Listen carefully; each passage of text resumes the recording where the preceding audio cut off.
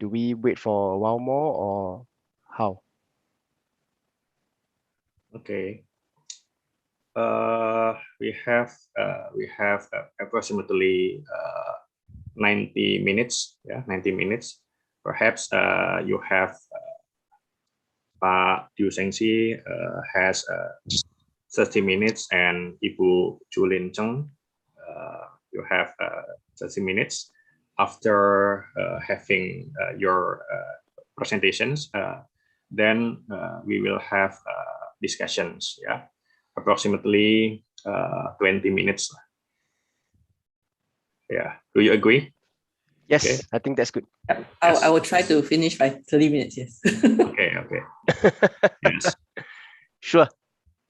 Yeah, we have many open journal systems in our universities. Perhaps you can give knowledge, and perhaps you can teach our editors in UNS. Yeah, I hope that our journals we will be able to be indexed in Web of Science. We still learn more. Okay, we still wait other participants. We have the chief of the Institute of Research and Service, yeah, Prof. Okit. We will have opening speech.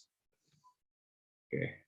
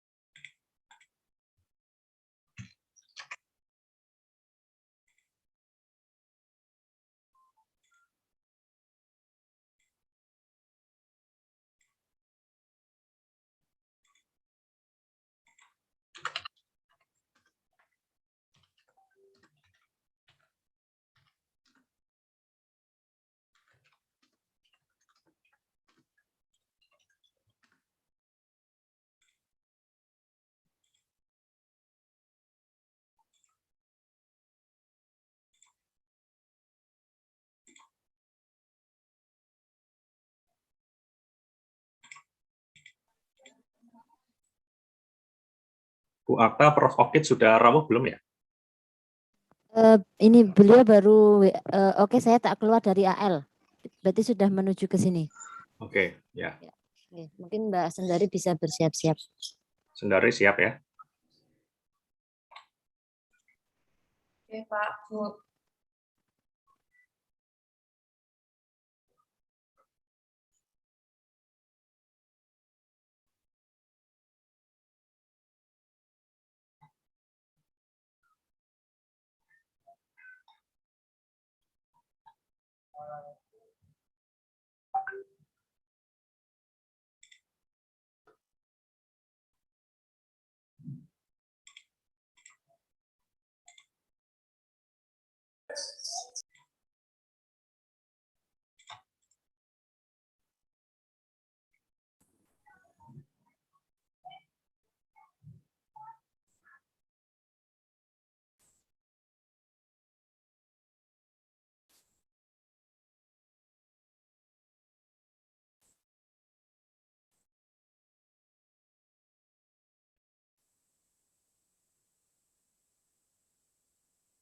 Assalamualaikum Prof. Okit.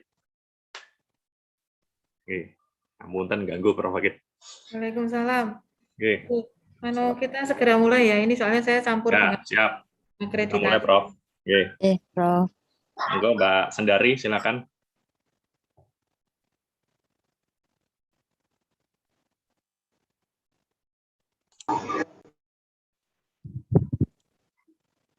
Okay. Assalamualaikum warahmatullahi wabarakatuh. Good morning, ladies and gentlemen. We are delighted to welcome you to today's international webinar with the title UNS Journal Indexing Towards Reputable International Journals in Web of Science. Today's event is being run in UNS Journal Development Unit.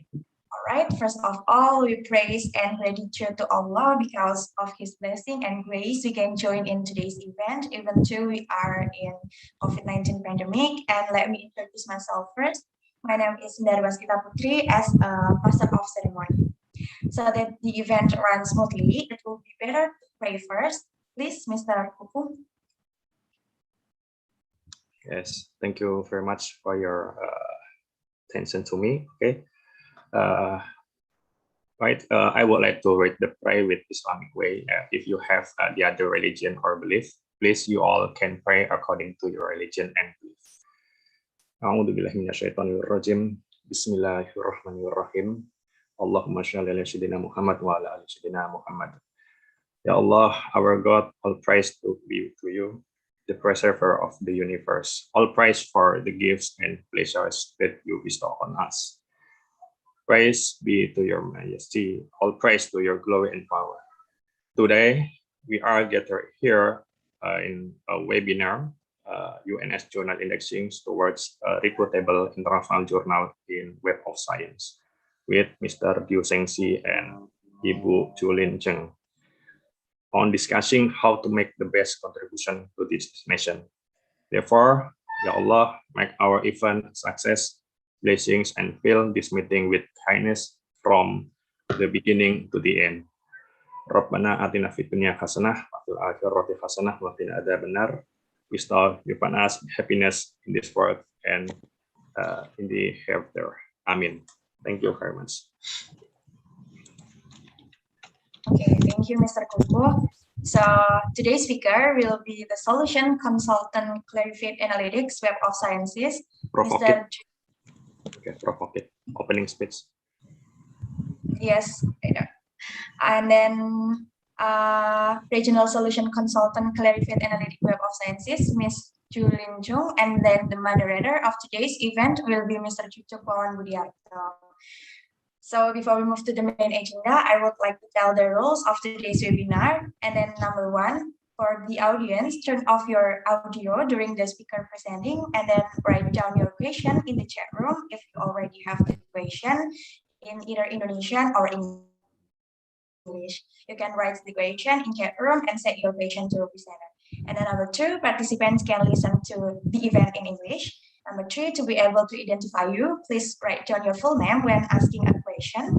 And then number four, you can fill your attendance on the link that we will share. So before listening to the first speaker, we'll listen to the opening speech from Professor Dr. Okit Paramastirin, MS, the Chief of the Institute for Research and Community Service of UNS. Professor Okit, the time is yours. Assalamualaikum warahmatullahi wabarakatuh. Waalaikumsalam warahmatullahi wabarakatuh. Good morning. Welcome participant of virtual seminar UNS Journal Indexing Toward Reputable International Journal in Web of Science. This event was organized by a new unit under the Institute of Research and Community Service, namely the Journal Development Unit, which started its activity in July 2021 with Dr. Mujiono SPMP as the unit leader. There are 114 active journals at Universitas 11 Maret with various indexation, namely Sinta 1 to Sinta 6.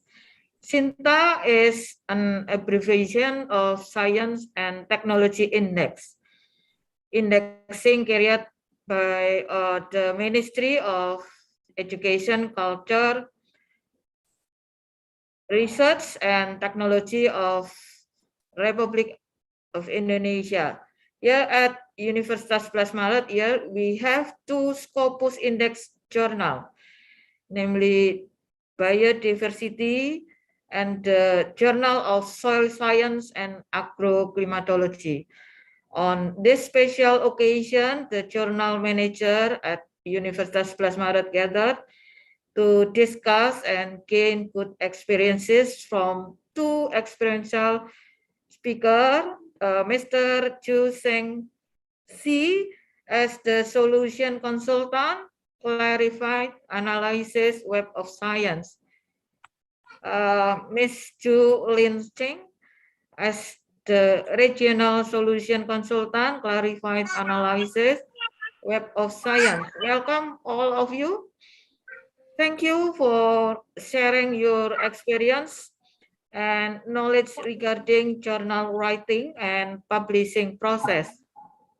Also, I would like to say thank you to the moderator, Cucuk Wawan Budianto, STMT PhD.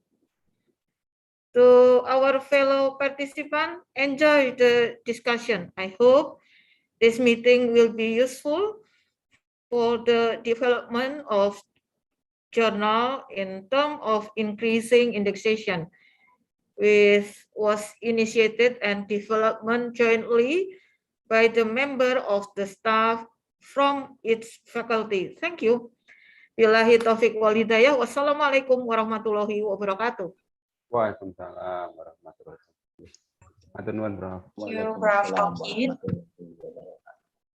Okay, now move to the main agenda, which will be guided by a moderator. And then Mr. Cucu, the time is yours. All right, thank you. Good morning, everyone. Assalamualaikum warahmatullahi wabarakatuh. It is an honor for me to be the moderator for the webinar. Yeah, but I think the format that was agreed in this occasion will be mostly discussion. So we don't have that kind of webinar, the formal one. So I think will be easily to participate and you ask question during the speaker's talk, given their presentation, and then you can ask either by typing in the chat box, or don't worry about the language. I think I can translate you into English, so you can ask in Bahasa Indonesia. So today we will have two distinguished speakers from Clarified Analytics. They are Ms. Julin Cheng and Dr. Du Seng Si. I hope I pronounce your name correctly.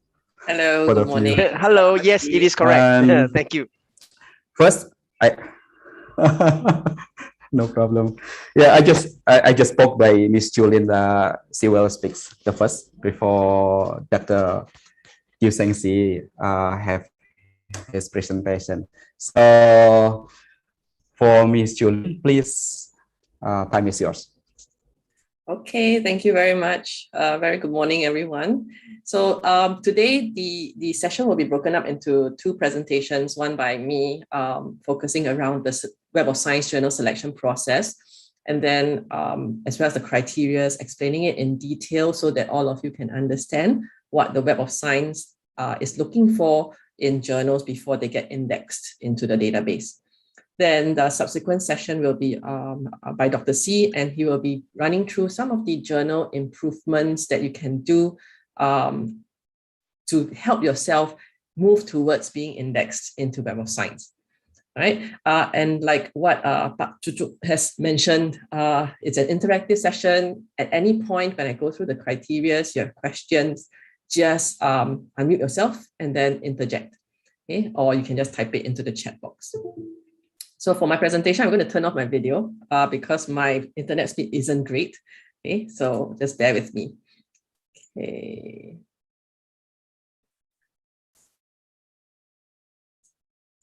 Can you see my slides? Let's confirm, yes, please. It works. Yep. Yes. Okay, great. So I heard from the opening speech was that you have about 130 plus journals, if I remember correctly, for UNS. So that's many journals, and I think for all of you, the aim is to be indexed into Web of Science core collection. Am I right? Okay. How many of you want to be indexed there within 1 year? All of you. No. At least we talk about 10 for the first year, and the rest we will plan in 5 years. In the upcoming 5 years.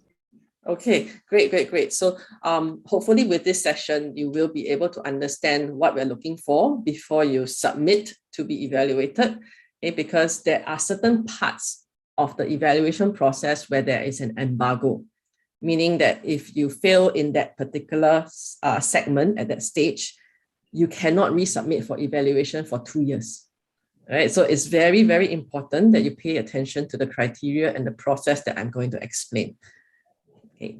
So the Web of Science is a citation database that indexes the metadata of all the journals and the articles in the Web of Science core collection. The metadata that I'm talking about would include things like the journal's name, the affiliations of all the authors within each article, okay, and then also the abstract as well as the full reference list used in each article. The curation process and the evaluation process is done in-house by our Clarivate in-house editors. Okay, so they do not have any affiliations to journals. They do not have any affiliations to publishers. They are purely our full-time in-house editors that evaluate the journals that come in. Okay. So the Web of Science platform, even though at the heart is the Web of Science core collection, the platform itself is the home of a few specialized collections, which are the ones at the outer rim of this circle that you're seeing. Okay, so I wanted to elaborate a little bit about these collections because these are specialized collections that may not be curated by Web of Science. Okay, so these are third-party indexes. The one that I'm focusing on today is the Web of Science core collection, which is the heart of the platform. Okay, so the Web of Science core collection is made up of 4 journal indexes: Emerging Sources Citation Index, Science Citations Index Expanded, Social Science Citation Index, Arts and Humanities Citation Index, as well as Conferences and Books Citation Index. So this is the Web of Science core collection. So for all of you on the call, you are aiming to be indexed into these collections. All right. So the flagship, the differences between each of the collections, I will be explaining later on as I go through the process. Okay? But just remember the abbreviations that I mentioned here. So SCIE is the Science Citation Index, SSCI is the Social Science, AHCI is the Arts and Humanities Citation Index. So these 3 indexes are the specialized collections, okay? And these collections are those that meet our 28 quality and impact criteria.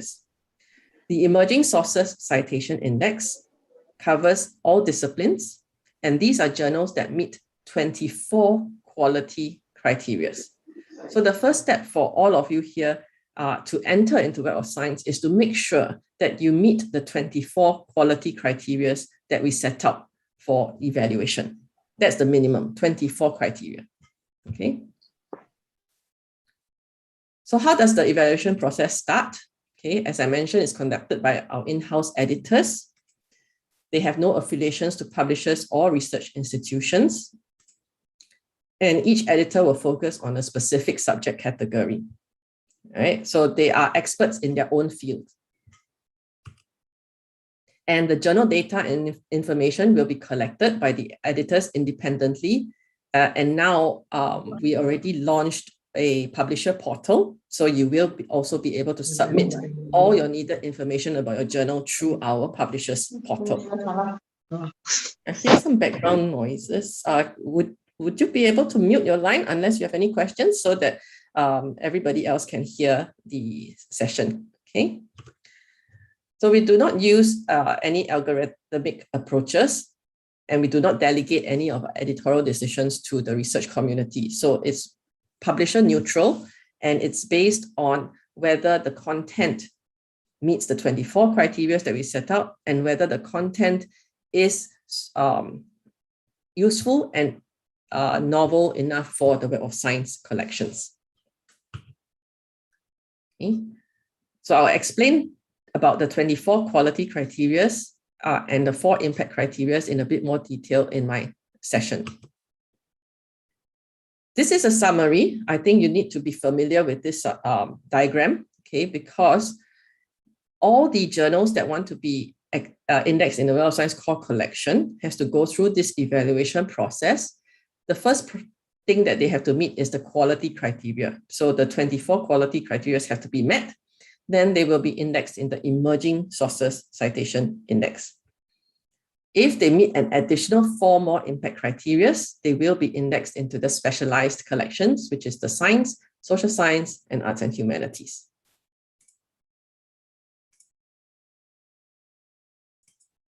Okay.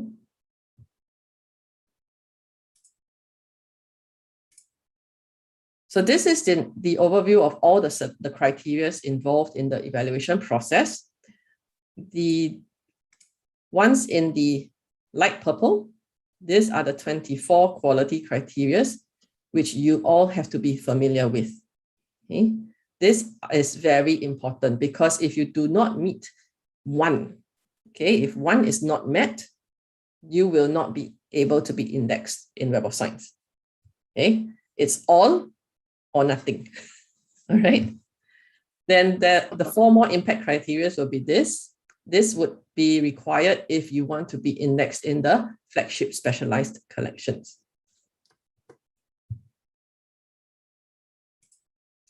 So the first stage is the initial triage. So this is the first part of the first column on the left. Okay, so this part, these are all the criteria for the initial triage that you need to have. Okay. Let me see whether I can. Okay, so do pardon the blocking. I think you might not be able to see the header. Okay, but I'll share the slides later on so that you can see the full content. Okay, so at this stage, the criteria that we are looking for is number 1. The first very important one is ISSN. Okay, any journal that wants to be evaluated has to minimally have an ISSN first. Okay, and this ISSN must be searchable on this portal, which is the portal issn.org. This is where our journal editors will be looking to check whether your journal has a registered ISSN. Okay. The next criteria is your journal title. It has to be consistent with what you have registered on the ISSN registry. Okay, meaning that you cannot have a journal with a different name registered to that ISSN number. And your journal title must be consistent throughout your website as well as all your published content. The journal publisher's detail would have to be included on your website. Okay, so you need to make sure that you have included your address as well as your contact details so that authors will be able to see how to contact you, and also our editors will be able to contact you if they require. If your journals are online, okay, you need to make sure that you have your URL. Okay, it must be a unique URL for your journal, and it must be a valid website. So when we go into that URL that you provide to us, we need to make sure that it doesn't fail, okay, and we are able to see all the information that is required. Then content access. If for example, you are, I think all the UNS journals are open access. Am I correct? Exactly, yes. Yes. Okay, so if it's open access, that's fine, because the journal editors will need to be able to access the articles of the journals so that they can review the content. This is also very important. So you need to make sure that on your journal website, you have declared your peer review policy. Okay, because peer review is very, very important in scientific publishing. You need to have a robust process in peer review to make sure that the science within the articles is validated by a peer. Okay, so we need to make sure that you have declared that there is a presence of peer review policy for each of your journal. And your contact details, as I mentioned, a generic email like an information email address, or if it's your journal management department, that is fine as well as for communication purposes. Okay. So this is the initial triage, and this is what you would essentially fill out in the publisher portal before you get submitted for evaluation. Okay. So at this stage, if you have any missing information, for example, if we are not able to find the presence of a peer review policy, we will inform you, and then once you have corrected that criteria, you can then resubmit for evaluation again. At this stage, there is no embargo, so that means once you have corrected this, you can move on and resubmit to continue the evaluation. All right. Any questions here at this stage, initial triage? Can I have the question? Mm-hmm. It is me. But how many articles that you access? I mean, the editor will access. It's very random. Evaluate. It's very random. Mm-hmm. So most of the time they will look at the most recent, probably 3 issues of the journal. So the most recent 3 issues, they will look at it, look at the articles in more details. But there is usually no set number of articles. Yeah. Okay, that's interesting. Thank you. Any other questions? Okay. Then I'll move on to the next stage, which is the second column, which is then the editorial triage. So once you have met the first set of criteria, then you get a tick, and then you move on to editorial triage. And this is where we look at the basic editorial practices of that journal. Okay. The first thing is scholarly content. We want to make sure that the content that you're publishing within your journal is proper content, meaning they are original research or reviews or case studies and so on. So it has to have scientific content, all right? And it has to be relevant, all right, to the title. Then the next one is the article's titles and the abstract, and has to be in English. And the reason is because the Web of Science database is English I database. think we missed the last conversation. Excuse me. Okay. So the first one, which is the scholarly content. Julian. Yes. Hello. Can you hear me? Yes, I think we miss several words because the connection. Okay. Can you repeat again? So it's the part about the scholarly content. This part. Okay. So for the scholarly content, what we are looking for is to make sure that you have proper content indexed in the journals. So it has to be original research or reviews or case studies that is specific to that particular journal title that you have. Okay. Then for the articles and the abstracts itself, the title and abstract have to be in English because the Web of Science is a global community, and English is the universal language. So minimally, your title and your abstract have to be in English. Okay. The body, the full text can be in Bahasa. It's okay. Okay. So something like this, as an example. So this is a Korean article. Even though the body of the content is in Korean, they have translated the title into English as well as the abstract. Okay, so this is what you will need to do if you have Bahasa, your content in Bahasa. For bibliographic information, these are your journal's data, the article's data and references. These have to be in Roman script So it's not necessarily to be in English, but as long as it's in Roman characters, we are able to index it. Okay. So an example is something like this. I believe this is Russian. Okay, they have converted that character into Roman script so that we are able to index it properly on the database. Okay.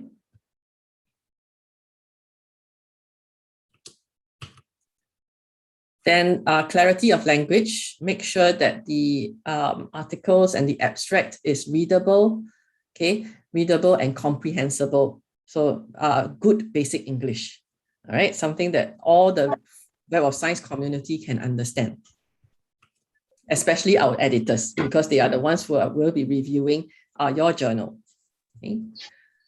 Then this is another very important criteria. This is about timeliness and publication volume. It has to conform to stated publication schedule. So meaning if your journal states that they are publishing quarterly, make sure that you have 4 issues a year. Okay, that's number one. Make sure you have 4 issues a year if you state that you are publishing quarterly. And if you have stated that your each of the issues will be published in a specific month, make sure that your issue comes out in that specific month. All right, because number one, our editors will make sure that you are having a healthy pipeline so that you're able to publish on time and your system is robust enough to maintain consistent publication dates. All right, why this criteria is very important is because think of it from the perspective of your author. So if you want to have an author submit an article to your journal, if you give them clarity on when they can expect to see their article published, they will feel more assured. Okay, and as a reader, if they see that you have consistently met those timelines, they will see you as more reliable, and they might be more in tune to submit the article to your journal, okay, because of more reliability. Okay, so make sure that you have the timeliness. And in terms of the publication volume, it differs by subject area.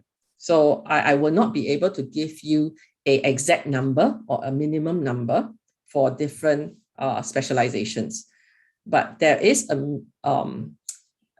estimated ballpark figure. So it's about 16 articles per year, minimally. Okay, so you need to have at least around 16 articles thereabouts, but it differs according to specialization. Okay, so it doesn't mean that you stop there. So even though I say 16, I don't expect you to stop at 16 articles each year, because if you want to get a journal impact factor, what you need is a healthy pipeline. You need to have volume. So just that 16 articles will not be enough to help you get citations.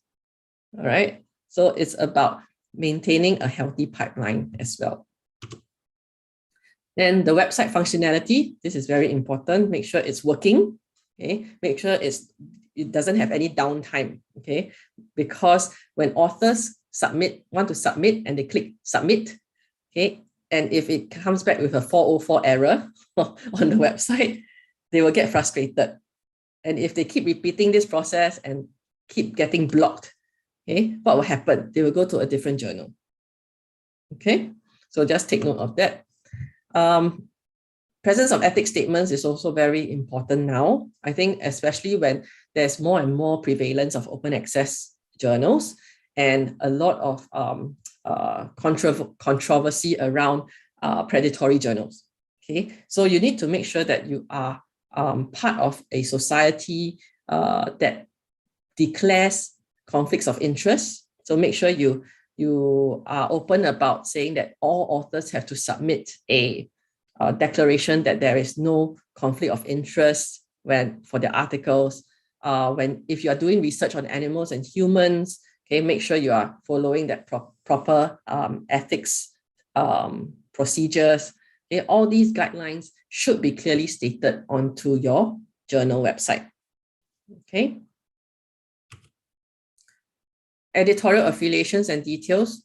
Make sure you have clearly listed your institutions, the institutions of your editorial team. Okay, you might have an advisory editorial board team. So each of them has to have their affiliation listed, which country they are from, so that our editors can easily assess that information. Okay, even better if you have a direct link to their profile on those institutional pages. Okay. Any questions at this point? There is a question from the chat box from Papa Mikhail Wora. What is the fundamental reason for accepting or rejecting a journal? Why it is takes very long time, up to 1 year? Yeah, so if you get a rejection, it could be because you haven't met all 24 criteria. Okay, so most of the time, if you get a rejection from our editorial team, they will let you know why you were rejected, and it will be clearly listed. Okay, in terms of duration, okay, our team is only about 18 to 20 strong. Okay, we have only about 18 to 20 editors. They are assessing global journals. Okay, we have at least 200 journals coming into this workflow every month. So can you imagine the amount of pipeline and the amount of journals out there waiting to be evaluated? So that is the reason why there is always a very long process. And the criteria that I'm listing today is very important for you to understand, because if you are clear about the criteria, you know what to look out for, the evaluation process becomes smoother and faster. Okay, so there are many factors that play a part in why it's very long, why you get rejected. Okay, I hope my explanation has helped you understand the reasons. Okay, any other questions about this particular phase?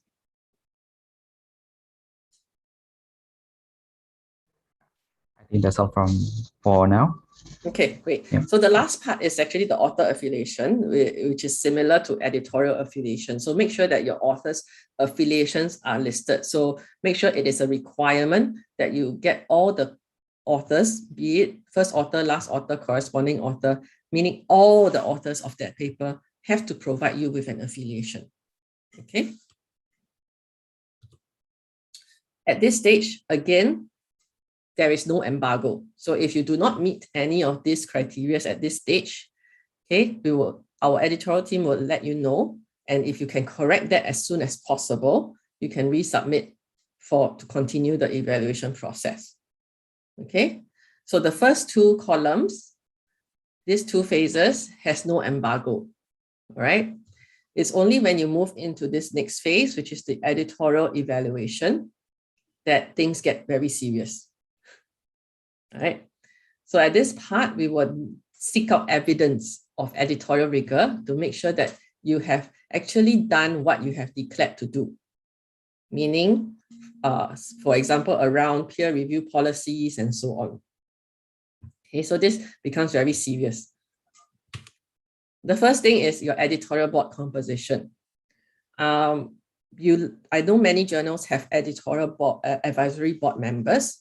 So our editors will actually check to make sure that your editorial board members are all in that specific field that your journal is in.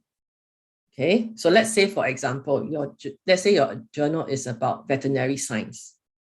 All right, if your editorial board member comes from mathematics, okay, mathematics field, then it's not relevant, right? Because veterinary science is about animals. What has a mathematician got to do with animals? All right, so that is the kind of thing that we will check for editorial board composition. Sorry, I'm hearing a lot of background noise. Can you mute the line, please? Thank you. Okay, so the other thing about the editorial board composition is that we will check and make sure those editorial advisory board members are real. Okay, so they are not fake. That means you did not put their name in there just because you need to fill up a list of editors in your journal. Okay, we will check and make sure that those editors are from those affiliations that you have declared. Okay. The next thing is the validity of the statement. So for example, if you declared that you are part of the Committee of Publication Ethics, okay, you're a member of that ethics committee, then we will check with that committee to make sure that, yes, you are part of that membership. Okay, so we will check and make sure that all your ethical statements are valid. For peer review, this becomes very important. We are looking for evidence of adequate peer review. So how do you justify this?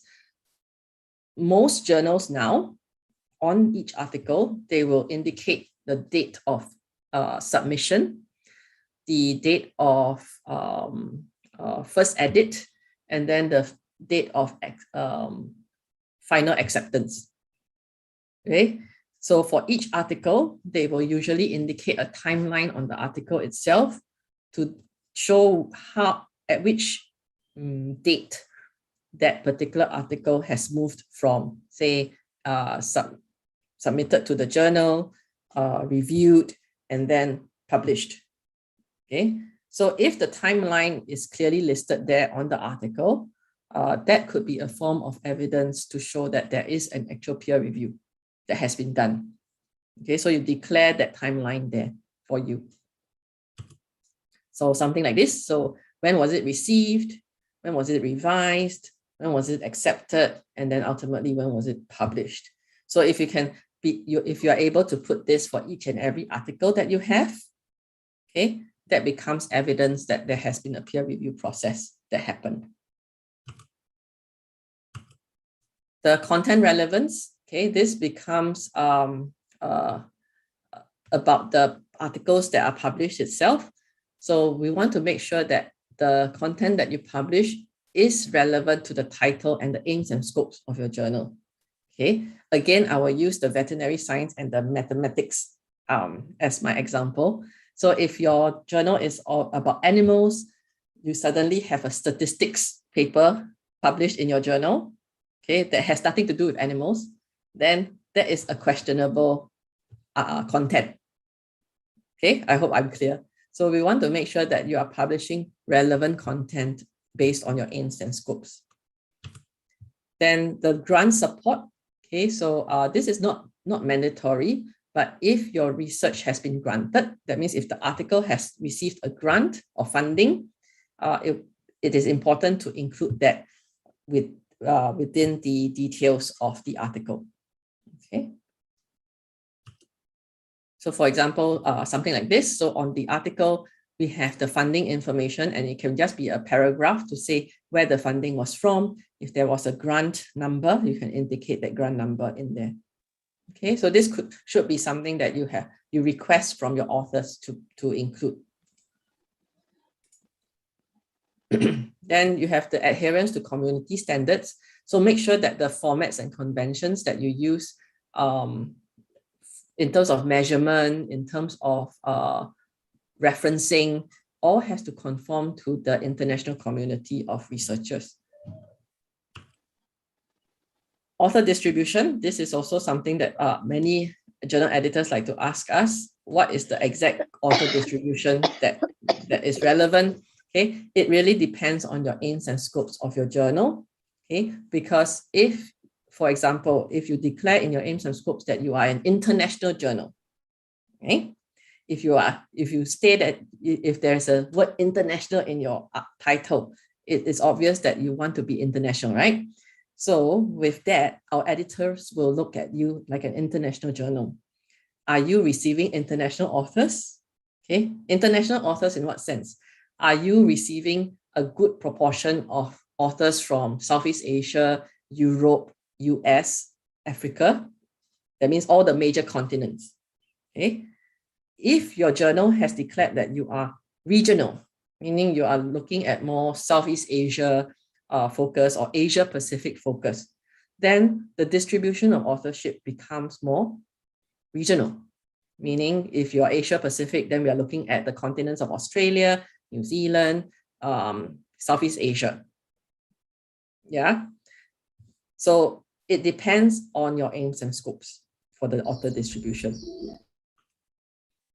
Then appropriate citation to literature. This is also very important because everyone is looking to be cited, right?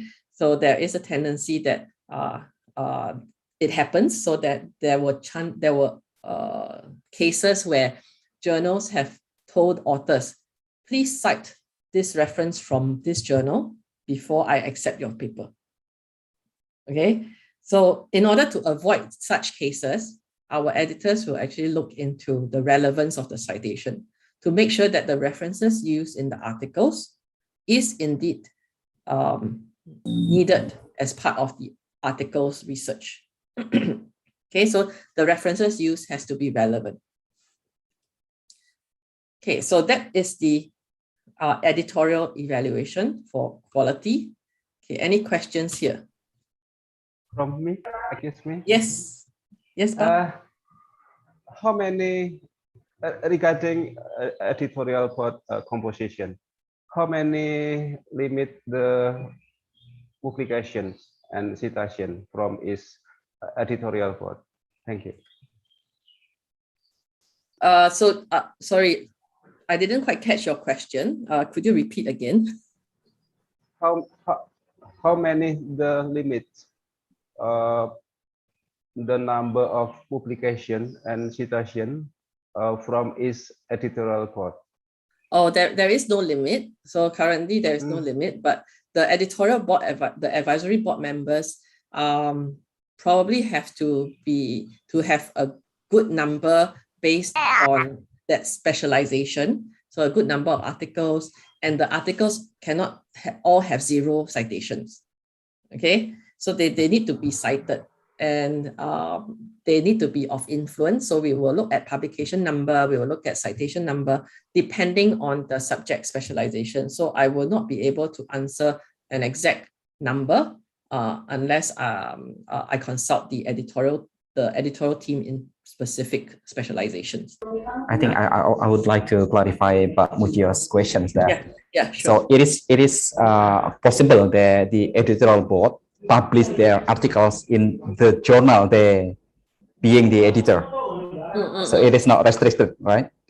It is not restricted. I don't think we have a very clear number, but if your editorial team are the only contributors of your journal, it's also quite telling, and it becomes very obvious to our editors as well.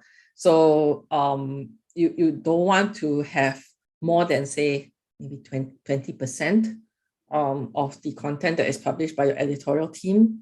Okay, because if all your editorial team members are also your authors, then it doesn't make sense, because it won't be as relevant. So just take note of that.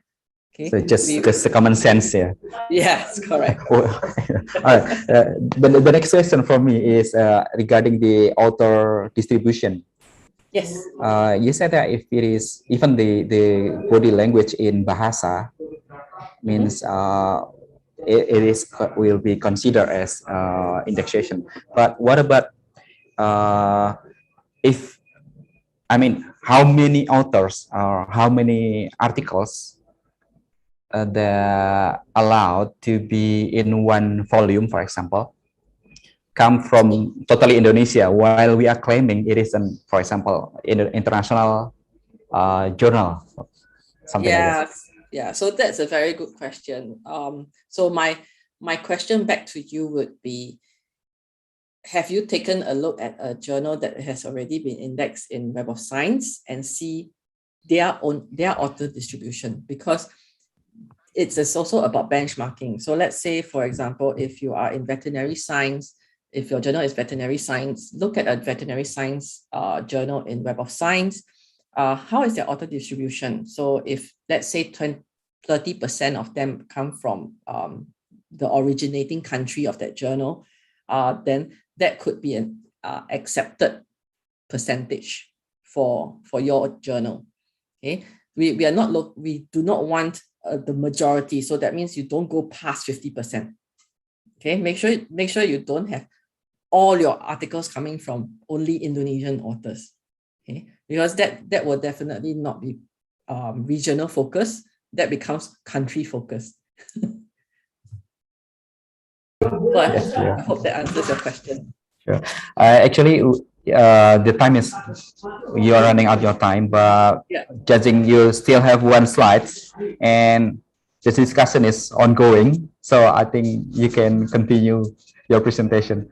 Okay, thank you very much. Because I think this part is very important because it needs to be very clear to all of you, the criteria and the process. Okay, so at this part, this is where there will be an embargo. So if you do not meet any of these criteria here on the screen, you will not be able to resubmit for evaluation for 2 years. Okay, you can only come back after 2 years to try again. But if you do pass, then you move on to the last phase, which is the impact. Okay, so at this point, if you have already met the quality criteria, meaning all the 24 quality criteria until here, you will be indexed into the Emerging Science Citation Index, ESCI. So you only need to meet 3 stages. And this would comprise 24 criteria. And if you pass this, you will be indexed in the Emerging Sources Citation Index. Clear? Then we will continue the evaluation process for the 4 impact criteria. And these are the criteria for impact. We will do a comparative citation analysis. So comparative citation analysis, we will be talking about calculating your estimated journal impact factor. Okay, so to be able to qualify for an evaluation for impact, okay, you need to meet at least a minimum Q2 in Web of Science. Minimum Q2 journal impact factor in Web of Science. Only then can you be evaluated for impact. All right. Then we will move on to the author citation analysis. We will also look at the author's work. We will make sure that they have a publication history, appropriate citation networks. Okay, some of you might be asking, so what if the author is a new author? Okay, that's fine. What we are looking for is to make sure that he is citing responsibly as well. So make sure that he is citing the correct people, correct articles, and so on. Editorial board member citation analysis. We will also check to make sure that their publication history is trackable, okay, and also their citation network, okay. And then for content significance, this will be around whether the content of your journal, if it gets indexed in the specialized collections, will it help the Web of Science research community even more? Okay, is your content unique and novel in its coverage so that it will enrich Web of Science? Okay, so for this part, I will not go through too much detail, but if you have any journals that go into ESCI already and you want to move towards the impact factor, then we can come in and explain in detail how we do these citation analysis. Okay. So this is how the evaluation process and the criteria work into all. So for the Science Citation Index, Social Science and Arts and Humanities, these are journals that qualify in all 28 criteria that we have. Okay. The ones that are in ESCI are those that meet the 24 quality criteria, but not the impact criteria. Okay.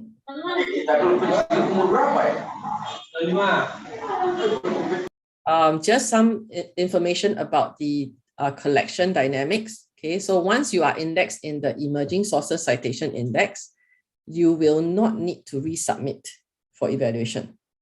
Okay, so take note, once you are indexed in ESCI, you do not need to resubmit again.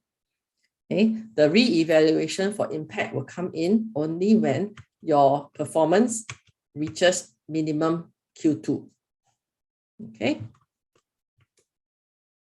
And then once that re-evaluation is triggered, it will start all the way from the beginning again. We will make sure that you still maintain your quality criteria and then look at your impact criteria.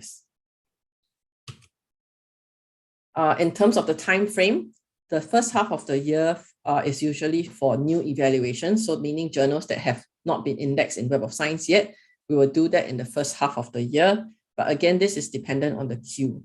Okay, so if you miss that window, we haven't evaluated you, you might go into the next cycle, which is the next year. All right, so just take note of that. Then the second half of the year is for re-evaluations, meaning those that are already in ESCI, but have potential to be meeting the impact criteria that we have. So my last few slides, okay, this is details about the evaluation process and criteria that I've presented today. You can just scan the QR code and go in to read more. Okay. And this is a link to our new Web of Science publisher portal. It is now live. So if you think your journals are ready to be submitted for evaluation, you can submit this through this publishers portal. But take note, only publishers are granted access to this publisher portal. So for example, for UNS, if you have a central team, so I believe this is the new team that is taking care of the journal improvements, okay, this team can create one account and be the representing publisher. Okay, so you can your university journal improvement team can then submit the journals to be evaluated. All right, so just take note. If you belong to, if your journal is part of, say, a bigger publisher, like for example, Wiley, Springer, for example, okay, sometimes you use their services, right? Then they will be the ones who are submitting on your behalf. Okay, so just take note of that. And that's it for my session. Okay, so any questions before we go on to Dr. C? All right, thank you. It's very interesting presentations, Julian. And I would like to welcome the participants because judging from the username, they are not only coming from Universitas Blasmar. I think there are editors and journal managers from any other universities national here from Indonesia. Yeah, welcome to the web meeting. All right, any question for Julian, or you can keep it later or just type in the chat box because we have limited time. So do you mind if I continue with Mr. Chu? Sure. All right. Okay, next speaker will be Mr. Chu Seng Si that will talk about enabling your journals be the best chance of success. So it's very interesting presentation, I hope. All right, Dr. Chu Seng, time is yours. I am here. Can you, two things. Number one, can you hear me? And secondly, can you see my screen? Clearly. Right. Okay. So I will share with you some of the tools, services that we have from Clarivate that will enable your journals the best chance of being successful. So very quick recap. So this is the 28 criteria that Julian has just presented, and look at the boxed here. Those that has been boxed up. These are the common issues or the common challenges that journals have told us that, you know, of all the 28 criteria that we have asked for, these are the ones that they find it really, really challenging. I mean, for the rest is more or less quite straightforward, but these are the ones that have been highlighted to be extremely problematic. So I hope you also agree that this out of the 28 criteria, these are the ones that you might need some additional help to achieve those criteria. So when we look at journals is continuously presenting new issues and new articles regularly. So the idea here is that it is forming a cycle. So every year you will form a new cycle, you have a new year, you have a new volume, and whatever number of issues that you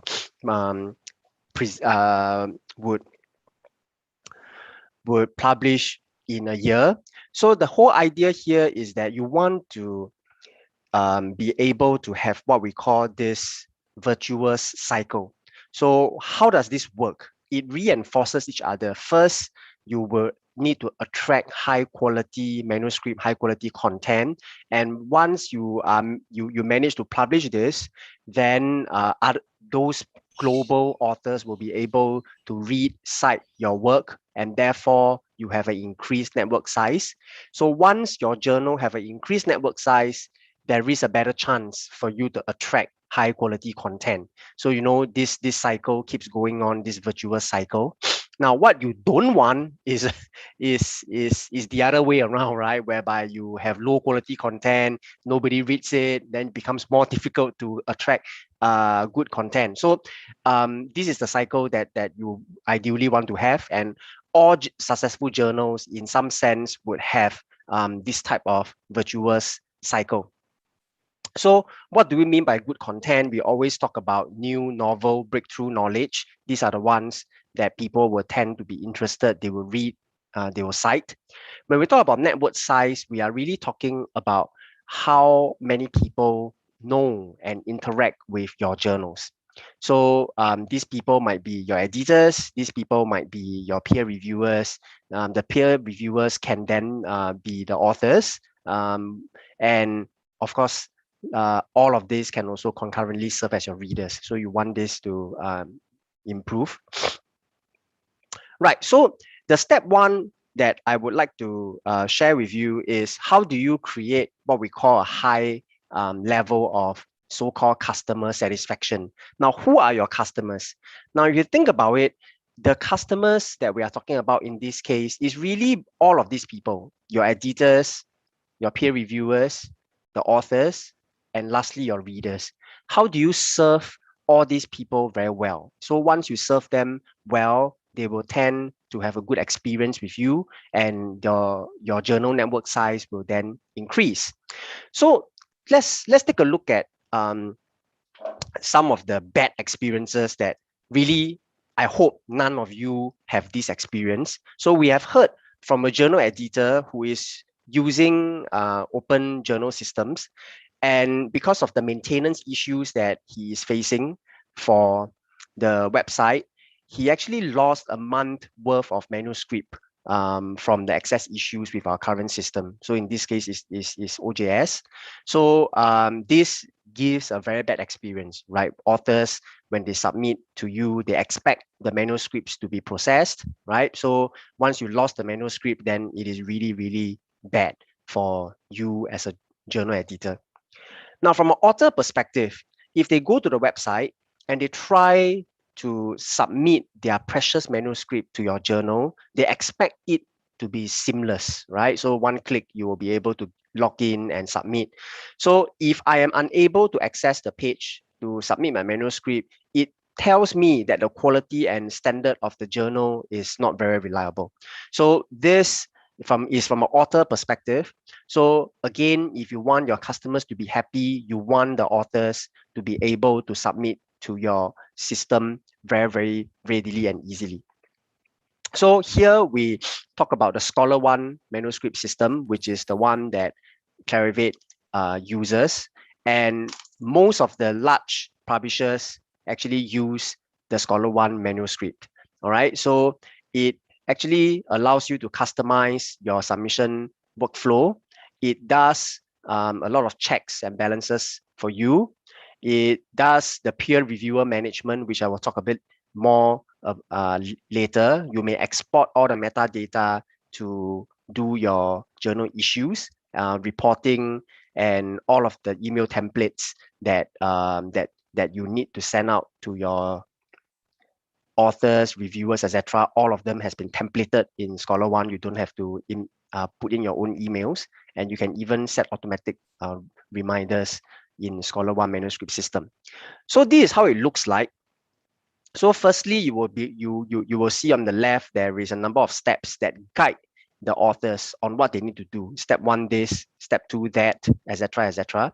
So it allows your author to know which step they are at, what problems they have with the manuscript, if any, right? So it allows your authors to then be able to follow all of the requirement that you ask of them, author name, affiliation, word limits, things like that. All of this can be controlled using Scholar One Manuscript. So there are some fields that is required, so we can set this up for you. So you will not have a mistake whereby authors submit a manuscript without a title, right? So all of this can be ensured for you. If you have a word limit of how many words you have in your abstract, we can set that limit in the Scholar One manuscript system as well. So when the manuscript reaches you as an editor, you can be sure that the manuscript meets all of the specific requirements that you have asked for. So just now, I mentioned that these are various steps. It allows the author to know what issues there is with their submission. So this is how it will look like. If there is a problem with it or something is incomplete, then the system will prompt the author to say, hey, this is incomplete. Are you sure you want to continue? All right. Right, so there are visual cues as well. Here, the green tick tells you that this step is okay. Those without the green tick means that they are incomplete. So the authors will need to complete every one of this before they can be able to submit their manuscript, right? And what are the problems there is? So these are the various summary that will be shown to the author. If there are any problems, then we link them to the author to allow the author to make changes to these problems. So it makes it really, really easy. And you cannot submit until everything has a green tick. All right. So this is to ensure that the manuscript, when it enters the system, it has already met all the requirements you have asked for. So you will not have problems where the submission is incomplete or something is missing and things like that. All right. So this is a dashboard. So from a journal editor perspective, this gives you very quick overview of where your manuscripts are sitting. All right. So this is the first thing you will see when you log in. You will see which step the manuscripts are in. So in this case, there are 10 manuscripts waiting for the reviewer to be invited. Right. So it tells you what you need to do. If you need to search for a particular manuscript, there are various search tools that allows you to do that. Every manuscript will be given a unique ID, so you will be able to search for those. Now, recently, we have unfortunately run into certain ethical issues whereby the reviewer is the same person as the author, or the reviewer is not a real person, is a fake email and things like that. So we use a couple of AI-enabled developments in Scholar One to flag some of these suspicious activities. So once the manuscript passes through Scholar One, you as an editor, you will see if there are any sort of suspicious things that you need to be aware of. So in this case, this is a high alert. So high alert would be things like maybe the manuscript is submitted and reviewed on the same computer, right? We are able to detect that. Now, obviously, the reviewer and the author sharing the same computer, something is horribly wrong. They are likely to be the same person. Therefore, we will flag this as a high alert. All right. So this enables your journals to be aware if some of these suspicious activities are involved in your journal and protects your journal reputation. Now, we have a customer quote here, a customer in the Philippines that have used Scholar One for a number of years. And in fact, other than all of these things that I have shared with you, they have also benefited from the branding that is associated with Scholar One. So here you say, for example, you can see now that are a lot of international non-Filipino authors who are interested in reviewing for our journal, or just showing that they are interested in the journal. Now, before Scholar One, I don't think this was possible. All right. So there is a very, very strong association that journals are serious about publishing when they use a very good system such as the Scholar One manuscript system. Now, I also talk about reviewers a little bit just now because reviewers is part of your journal network, right? So in fact, when we did a survey 2-3 years ago to ask as a journal editor, what is the most difficult for you? And more than half of them actually says that finding the reviewer is most difficult. Now, I hope you probably can also appreciate how difficult this is. So we have solutions for you, right? What if you can recognize the efforts that your reviewers have put in for your journal, and how can you motivate more reviewers to review for your journal? And lastly, you not only want reviewers, you want reviewers that are competent, right? And skilled enough to be working for your journal. How do you do that? And what if I tell you that there is a tool for you to do that, right? So with the Publons tool, you can actually do all of this and more. So you may not be too familiar with Publons. You can go to publons.com. You can take a look at the various profiles that has been populated on Publons. You can have your own profile as well. So if you don't have a profile, you can go ahead and sign up for one. And this is now, so on the profile, you will have publications, and you will also have the number of reviews that you have done. So if you have done certain reviews before, you can create a Publons profile that allows you to capture and be recognized for all of this reviewing work. So in this case, this particular author, you know, the peer review that he has done, more than 44, and you can see the trends, right? These are fairly recent years that he has been very active in doing peer review work. So how does this work? So how do you or any of your reviewers are able to log or keep track of these verified reviews? So this is how it works. Now, when you are invited to review for a journal, so the journal will send you an email, hello, we invite you to review this, and you accept the review, and after that you submit the review of the particular manuscript, and then that's it, right? So what the reviewer needs to do would be he or she needs to go to Publons, start an account, and then add this particular reviewing record onto his profile. All right. So this enables the reviewer to be recognized for his or her work. But you can imagine it's very tedious, right? If you do this one by one, it is extremely crazy. And really, as a journal or as a journal editor, this is not good because it is very disjointed, right? You do this on the left with your reviewer, and you leave your reviewer to go and do all of these steps by him or herself. So not very good as a journal editor. So if you subscribe to our Publons reviewer recognition service, this is how it will look like. You will you will invite your reviewer as per usual, right? So once he or she accepted the invitation, he or she will submit this review to you. So all this is still pretty normal. And what Publons, the subscription does is that it allows the user to then say, okay, I want to add this review to Publons.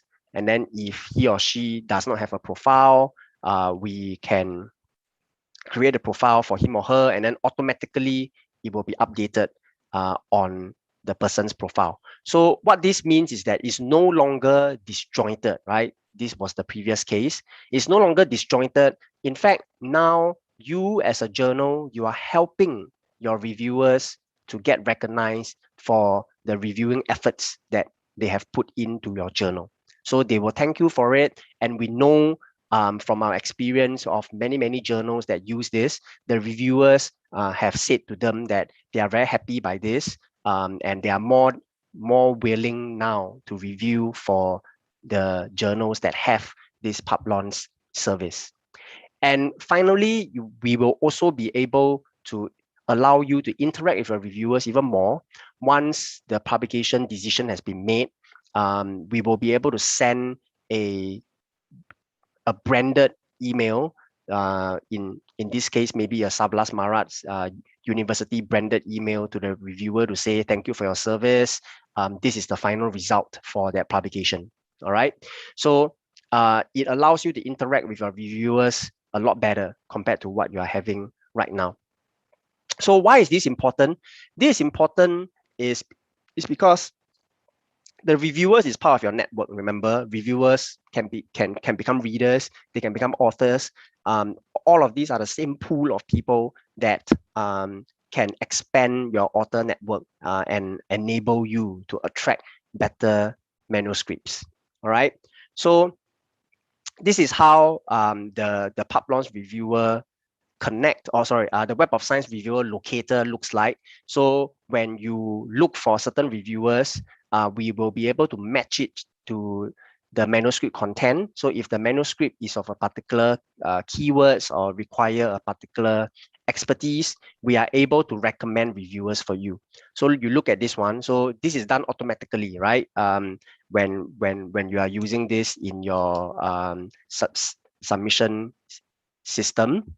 So this is an author or a reviewer that we have recommended based on a manuscript that has been submitted. So you will know where this person has been, right? So he's in the Royal Darwin Hospital in Australia during these years, published over 500 papers. This is the ORCID ID. And these are the relevant papers that tells you that this person is in fact an expert in the manuscript that you have received. And you will see here that there are conflicts of interest, the red color one, right?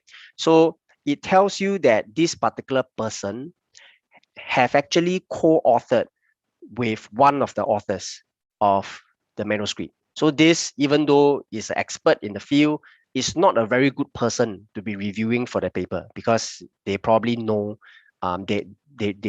he probably know one of the authors on the manuscript. Not good, right? So we have other alternatives. So the person below here, same thing. You have the name, where they are from, which publications are related, the keywords, and in this case there is no conflicts of interest. So this the second person will actually be a better reviewer for the particular manuscript in this example. All right. Okay, so this is actually a service that we have partnered with many of the large publishers, Springer Nature, Wiley, right? Hindawi as well. So, you know, we are offering this not just to large publishers, for small or local publishers, university presses, you stand to benefit as well. So if you want to have a sense and emulate the success that these large publishers have, then here we are offering you the same opportunity to use the same tools that we are offering, that we have offered to the large publishers. So this is from Wiley, the marketing manager. So she said, response has really been positive, especially on social media. So over 15,000 of our reviewers have benefited from the increased recognition of their reviews. All right. Okay, so at this point in time, maybe let me stop here for a moment, and if there are any questions, concerns, then it will be a good time for me to address them now, if there's anything. I am not seeing anything on the chat, so can I ask? Oh, there's a question from Irawati Handayani in the chat box. Yes. Yeah, thank you for your presentation. Please enlighten about PubLaunch. Can we register as one journal? So yes, you can register as one journal. However, it is usually a lot easier if a number of journals from the same publisher join together. So in this case, in Sablas Marat, previously we have talked about 5 or 8 journals from the university that might want to join this. So I guess the answer to your question is yes, it's possible. It's not highly recommended, I would say. It is more cost efficient or cost effective for a few journals to come together to do this. So that's also one of the reasons why I brought this up, because I know there are some journals in Sablas Marat that are interested in this, and we have discussed this before earlier in the year. And hopefully we can finalize in few days, Mr. C. Right. So you know, let me know if you need more detail on this, because we have been speaking about this for a number of months now, and we can discuss this after this particular meeting. I have a question for you. Regarding the Pablon service, the acknowledge reviewers. Yeah, Mhm. it is actually very interesting service, but isn't it? It will violate the blind review regulation. For example, Yeah. if my journal said that it is will be blind review, means the authors and the reviewers will be separated and they will know each other. Yeah, but what about publishing their names? Mm. That's really a good question, and thank you for bringing this up. So we will be able to tell you the reviewers for your journal only, so they will not know the manuscript. So at the manuscript level, I wouldn't know who has published or has reviewed for which manuscript. What we can do is we can say that this particular person has has reviewed for this particular journal before. So it's only recorded at a journal level, not at a manuscript level. If your practice is double blind, then that wouldn't be a problem. So they will be separated. Yeah, just acknowledge for one particular journal. That's correct. So it's at the journal level only. Yeah. So thanks for bringing this up. It is an important question. All right. In the interest of time, let's proceed. I still have a few more things that I can bring up. So the second thing that talk about improving your journal is really to invest in marketing and global outreach. So how do you enable people see your journal, right? Because there are so many journals out there in the world. How do you get the attention, right? So this is a marketing campaign. We call it the Journal Impact Promotion Program, right? So how this work is that Clarivate would do the marketing campaign for you. Each of the campaign is up to at least 5,000 researchers that you can choose.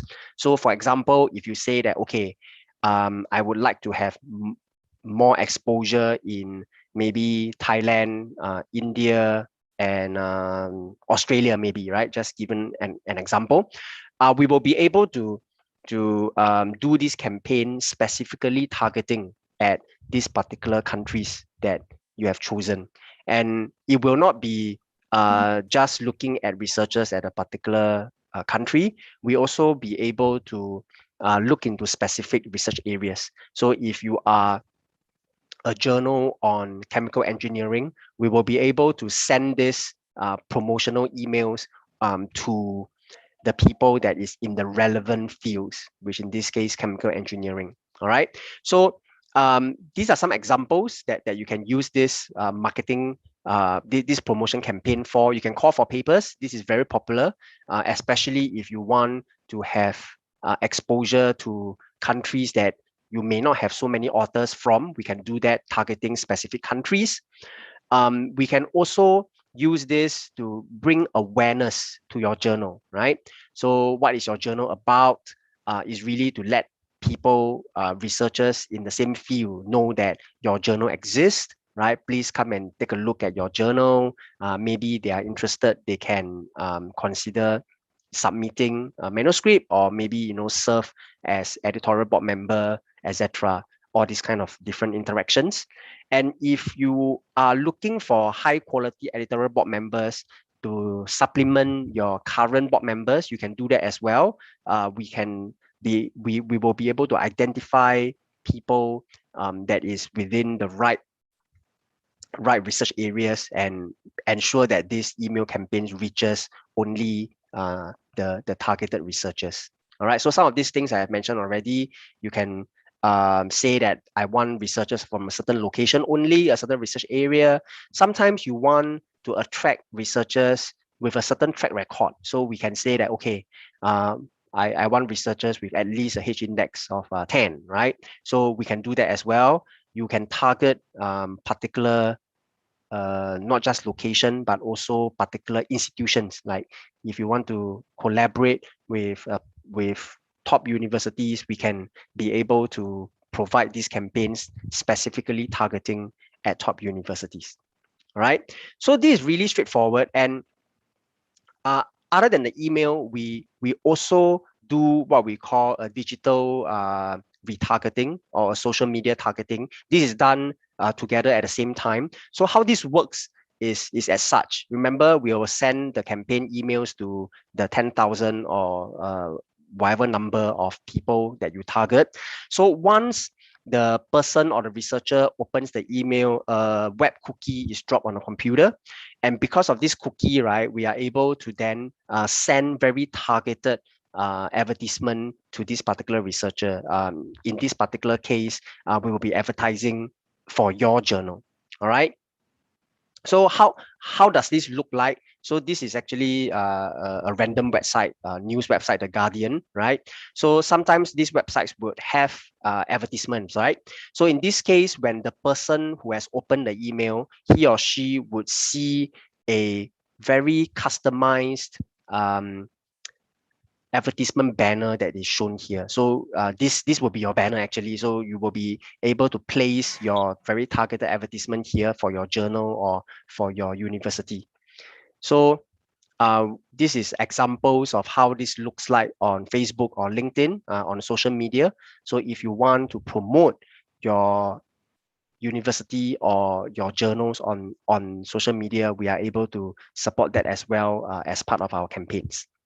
So the campaign itself, we will run it for you. And not only that, we will also advise you on which campaigns does well, which part of it does really well, which part of it does not. So this is a results dashboard. It tells you, for example, how many people open the journal. So if you send to say 5,000 researchers, how many of them open, right?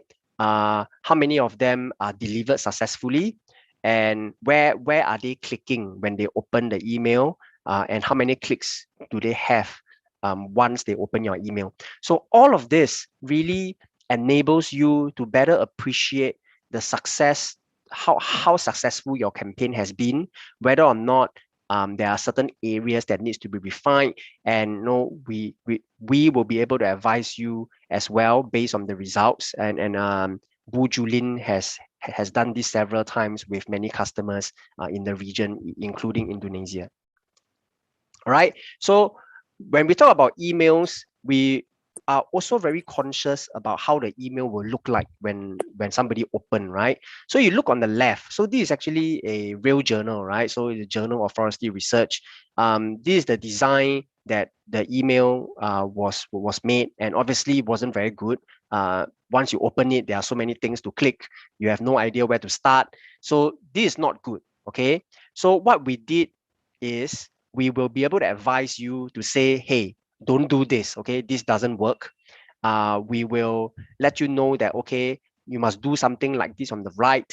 You have some banners, very clear where to click, maybe some diagrams on what your journal is about, and a very clear contact us, right? If you want to be contacted, right? Compared to on the left, you have no idea where to click, so many hyperlinks, etc. So we bring a lot of, so this is not just theoretical, right? We have a lot of results on this. So our benchmark, our industry benchmark for email open link and click rate is about 10-15% for open rate, up to 1% for people who open and click. And for this particular campaign, our click rate is 7%. That means it's 7 times more than the global average benchmark. And the open rate is slightly more than, is close to twice of the global benchmark. So very, very successful in terms of reaching out to researchers globally. So I have talked about this, so I will not repeat, but I will send the slides to you after this meeting. So this is also another example, the crop journal, same thing. Our performance of the campaign is way above the global benchmark.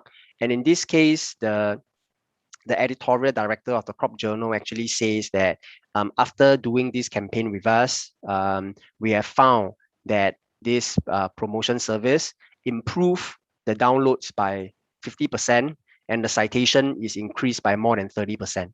All right. So they see that the journals have been read by more national or regional readers, and this really enables the journal to be able to expand their network. So to give you a more local example, so this is actually an Indonesian journal. You might have heard of them, all right? So we have done quite some work with this particular journal, and in this case, this is a medicine journal, and we actually targeted specifically authors that has published in the Web of Science Q2 and Q3 journals from the general and internal medicine category.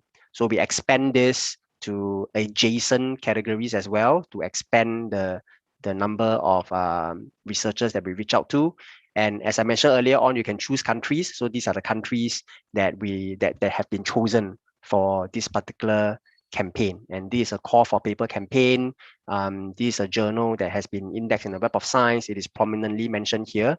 So all of these hyperlinks allows people to find out more about the journal when they open the email. So does this work? Right? So you might be wondering, okay, all this is nice, but what's the impact? What's the results? Does this work? Right? So I can share with you, right? So this is the acknowledgement from Professor Adi. So he said, since we engage the journal impact promotion to run this campaign, we've seen the readership increase by 20%. And the campaigns have helped them to reach international authors, and they began to receive manuscript from India, Thailand, and Turkey. So previously, they don't have any of these manuscripts from these countries. So this is a good way for us to promote our journal to the research community. All right, so we have good track records on this. All right, before I go on to the third part, maybe at this point, it will be good to address any questions that you might have. I was okay. Should I? Okay, I think it's about time that we can go to the Q&A, right? Because the time is probably up at this point. The last part that I want to talk about is really talking about journal benchmarking. I can leave it out for now. So we can probably talk about what I have presented so far, the first part and the second part on how to improve the journals.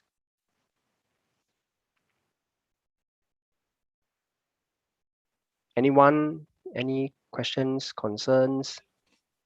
Yeah, regarding the Scholar one, if a journal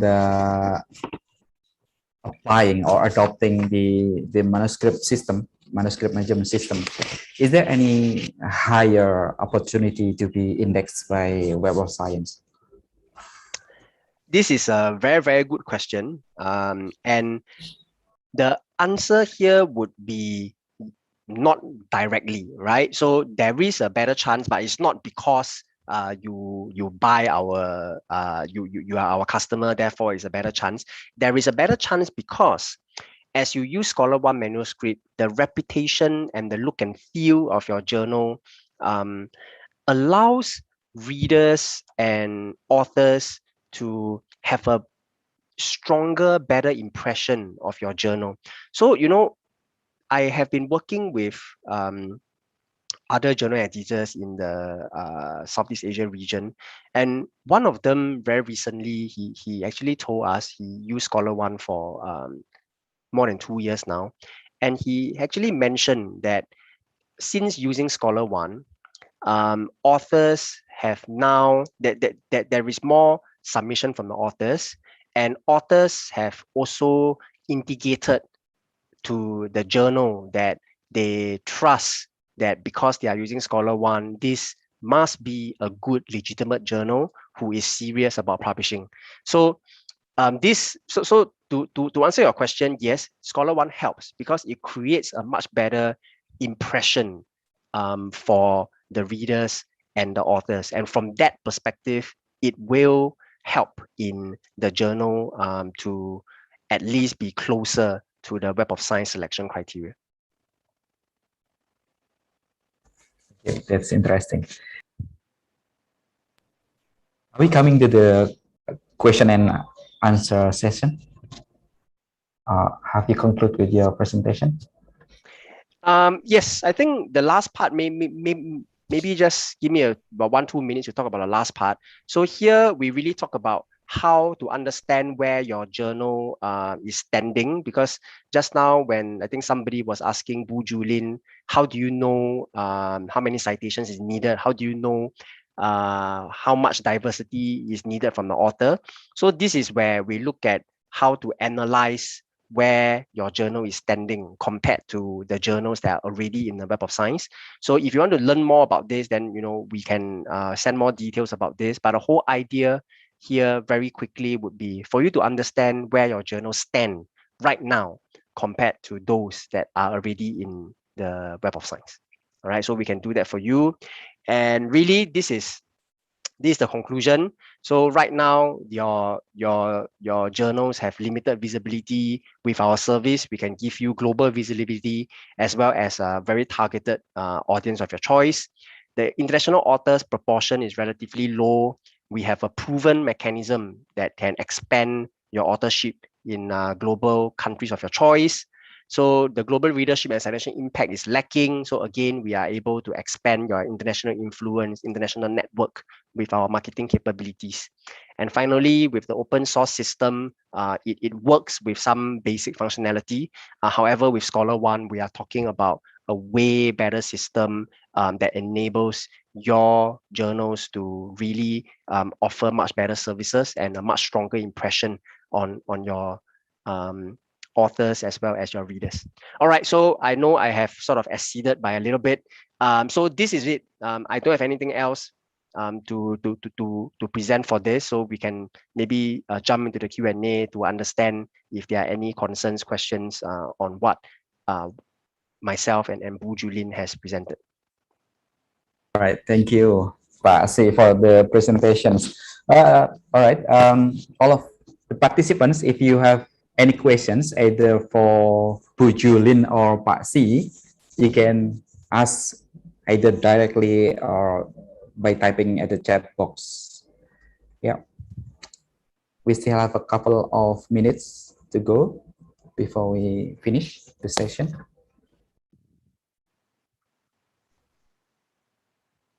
Please, any questions?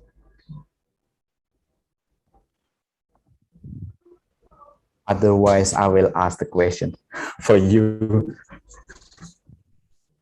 All right. Before we are having another questions, my question for Bu Julin, yeah. Judging from your final slides, I think the box you are given. So we just have to submit once, yeah, before the rank of our journal will be upgraded automatically. Is that correct? So your question is around the publisher portal, is it? Yep. So, or is it because the full indexing? So a few things I'll clarify. So for the publisher portal, your own university press, so if you have your own university journal department that manages all your journals, that unit can sign up as a publisher representative, and they can then submit on behalf of each journal to be evaluated into Web of Science. Then your question about moving the ranks. Okay, so once your journal has been evaluated and they meet the 24 quality criteria, they will be indexed in ESCI.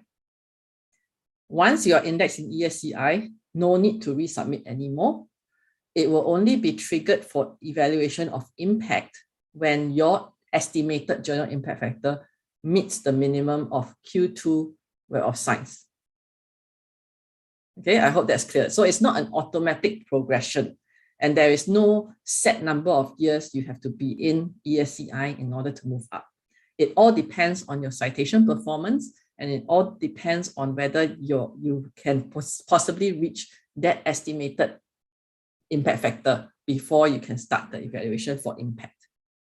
Yeah, I hope that answers your question.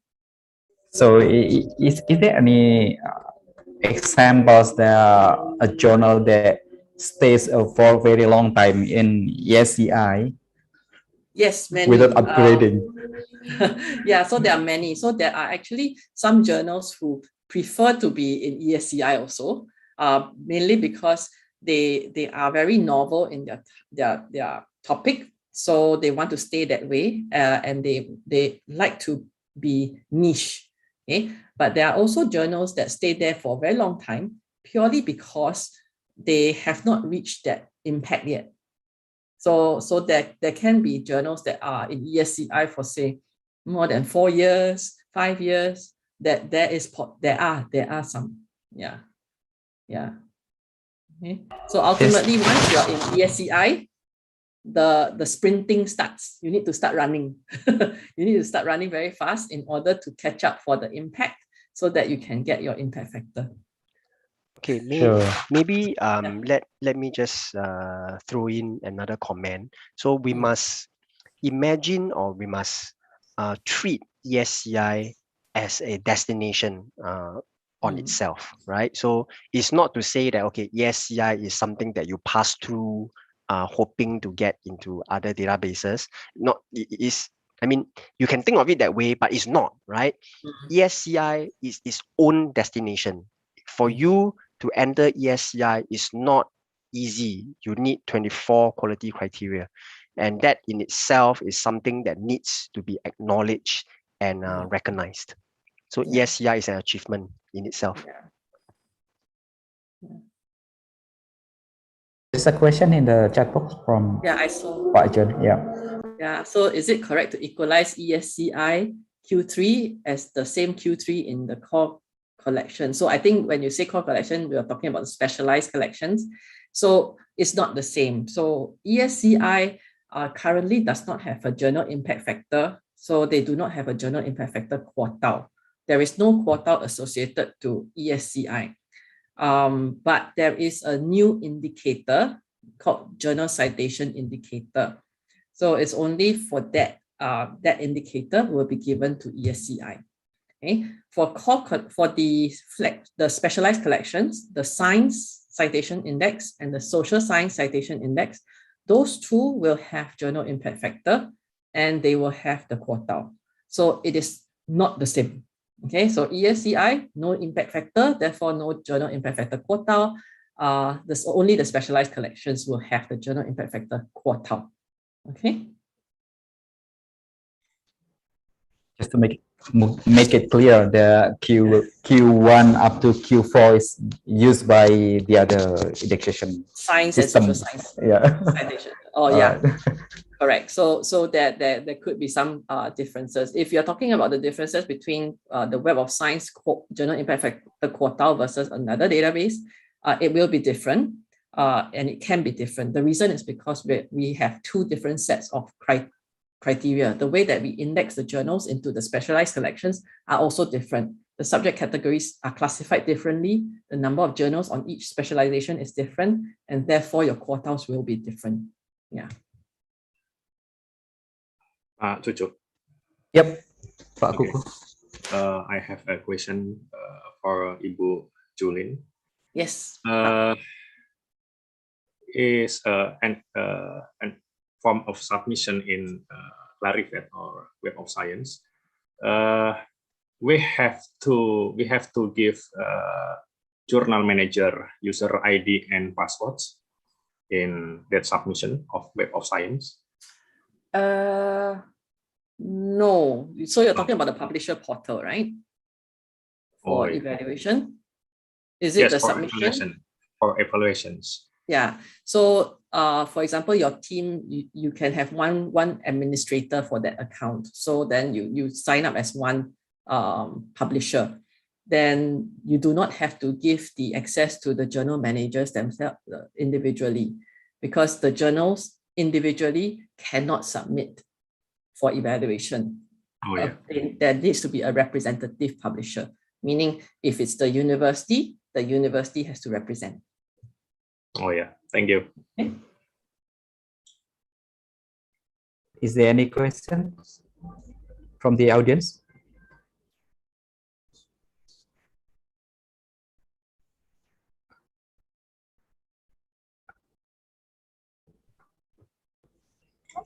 Okay, I think it's clear enough.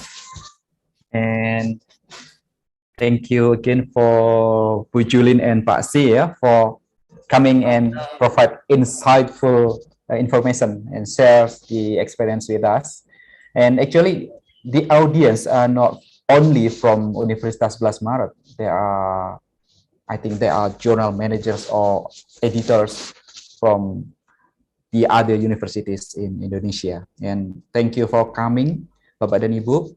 And if you still have any questions, I think you can communicate with the committee. Yeah. And the material will be sent by email if you have already registered with the committee. Right. I think that's all from me. Sorry for the inconvenience. And I'll give time back to the Master of Ceremony. Thank you. Yeah, thank you, Mr. Cucu. And then very insightful material that has been delivered in this discussion by Mr. C and Ms. Julin. And then for the last but not least, we listen to the closing speech from Dr. Mujio SPMP, the Chief of UNS Journal Development Unit. Please, Mr. Mujio.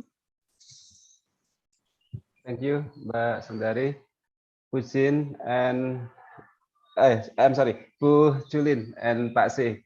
Thank you so much for your presentation. It is very valuable and useful for us. We must improve in many aspects in the journal management to fulfill the criteria and the process for Web of Science indexing. Regarding to the proposal of Pablon's River Recognition Service, Pak Kuku will follow up and contact Pak Si to discuss in more detail. As your information, Pak Kuku is the head of international indexing in our team. Big thanks to all participants who have actively participated until the end of this webinar. After receiving explanation from two speakers, Bu Julin and Pak Si, there is a need for many effort to develop our journal to be accepted in the Web of Science indexing. Unforgettable all members of the committee, Pak Kuko, Pak Cucuk, Bu Ita, Pak Muhtar, and all assistants who have helped this webinar. Thank you so much for all your contribution. That is all what I can deliver. And finally, I officially close this webinar. Alhamdulillahirabbil alamin. Thank you. Assalamualaikum warahmatullahi wabarakatuh. Waalaikumsalam warahmatullahi wabarakatuh.